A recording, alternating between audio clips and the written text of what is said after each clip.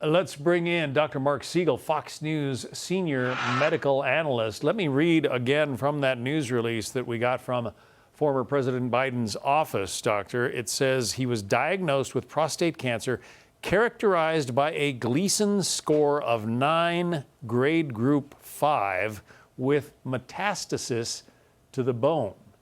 That doesn't sound good, doctor.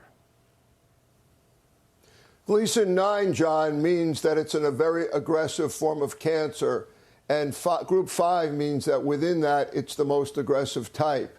That means it has the highest risk of spread, which obviously he has had.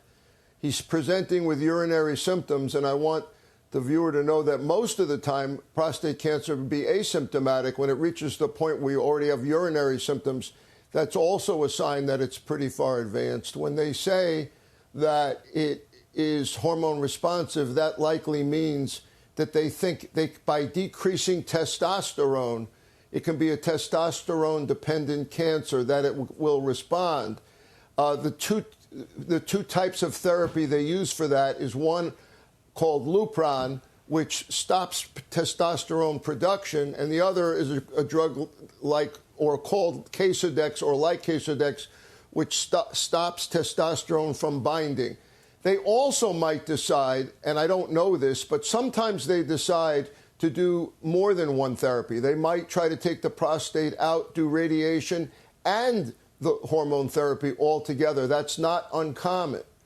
Over 80% of men over the age of 80 have some prostate cancer cells in their body. So this is a very high likelihood in all men. And if it's this far advanced, meaning Gleason 9 metastasized to the bone, the 5-year survival rate is somewhere between 30 and 40%. Again, depending on how well he responds to therapy.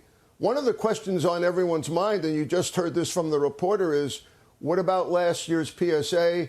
You know, this was found by physical examination, by a prostate exam. A lot of times we find an elevation in prostate-specific antigen, a PSA, and then we go after it, get an MRI. I mean, he must have had the best possible care here. I'm a little taken aback that it's this far advanced and very, very concerned about it. Yeah, that's the question I was going to ask you. This is a former president of the United States. He's supposed to be getting, as you say, the best medical care in the world. And yet, you know, just a few months after he leaves office, this prostate cancer is advanced enough that it has metastasized to the bone. That's just not good. No, and we don't have enough information for me to be sure of the following statement, but I want everyone to know that the PSA, though, I think it's a really great test, and I do it on every male over the age of 45. Sometimes it can be low, and you still could have this. It's not 100%. I'm not saying his was low. It wasn't written as I don't recall it being indicated there. But if it's high, you go after it. And again, to reach the point of symptoms, we most of the time we can diagnose it before. Although, you know, it may very well be that he's hormone responsive, and that's what we're all hoping and praying for here. We're looking to see what the radiation oncologist says. Are they going to give radiation? They've advanced radiation therapy dramatically for prostate cancer. They can target it. They can use seeds. It has less side effects than it used to. And the same thing with robotic prostatectomy is unbelievable now at getting the prostate out. So a lot of times the prostate would be taken out, they would give radiation and then give the hormone therapy. They're not saying that at this point. It is, as you say, one of the most treatable forms of cancer, but you have to catch it fairly early, right? Well, you have to catch it if you catch it while it's still within the capsule, within the prostate itself, it's curable most of the time. When it's metastasized, like here to the bone, much less so. And again, this aggressive, very, very concerning, means that it probably spread pretty fast. They might try to radiate that lesion they found on the bone. They're definitely going to give hormone therapy here. They'll know more in a few months about how responsive it is. When the goal is to get it before it leaves the prostate. When it's left the prostate, it becomes much more difficult to cure. Dr. Siegel, stay with us for just a moment. We want to check in with senior White House correspondent Peter Doocy. Peter, obviously you were there at the White House for the full run of the Biden administration. Are you as surprised as I am at this news regarding the former president? We're looking for Peter Doocy, our senior White House correspondent. Peter, are you able to hear me?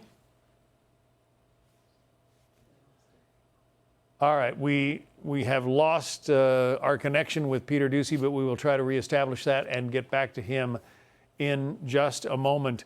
In terms of other symptoms, other problems that this might cause the former president, the fact that they're going to be treating him for this prostate cancer, Dr. Siegel, is there anything in particular that is going to afflict him? Anything particularly from this treatment regimen? You know, that's a really great question, and that's one of the reasons I'm thinking maybe they would take the prostate out, which is to decrease that amount of urinary symptoms, and the same with radiation. I'm assuming it hasn't gone anywhere else than the bone, not to the brain, not to the liver. But the other thing I'm concerned about is bone pain, because those metastases to the bone can be pretty painful, which is another reason I think they would radiate that too. And try to decrease it so it wouldn't cause pain. But the other thing you're alluding to is, what about the side effects of the medication? And they can make you pretty fatigued. That's the main thing. They make you pretty fatigued and listless and not quite yourself. So that's what we would look out for the Lupron. For sure, he's going to be getting Lupron. All right, Dr. Siegel, again, stay with us. We have reestablished our connection with senior White House correspondent Peter Doocy. Peter, I mentioned before you were in the White House for the run of the Biden administration. Does it surprise you that just months after he left office, we're finding out that he's got a fairly advanced case of prostate cancer?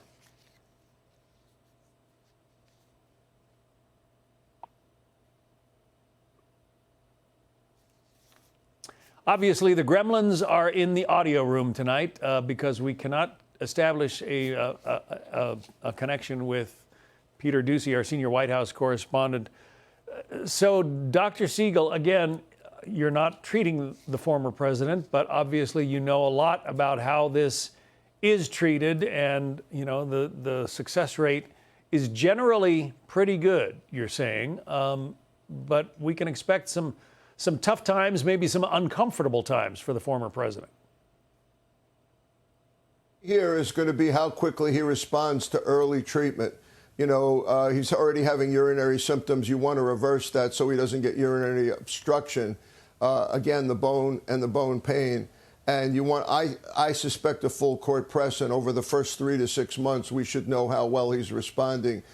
It's both good and bad that they're saying that it will be responding to hormone therapy. That's good, but the aggressive part of this is bad, that it's been identified as a Gleason 9 and group 5, which is the most aggressive kind we have. And it may very well be this is why it spread so quickly without your question to Peter Doocy, anyone knowing about this. It would be really surprising if they weren't doing a very close screening on this, because everybody knows in the medical community that this is the one cancer in men you really look out for. And as I said, 80% of those over the age of 80 years old have some prostate cancer cells, no matter what. He doesn't seem to have a lot of risk factors that I would think about other than age, but age is enough, and he's 82, so that's a big risk factor. Yeah. I get that PSA test every time I get my annual physical, and my doctor watches the numbers very closely. You're saying, though, that the PSA test isn't always a perfect indicator. We have middle ranges here, John. We look at trends. If it's under 4, we call it normal. But if it goes from 2 to 3 or 3 to 4, we start to look carefully at that trend.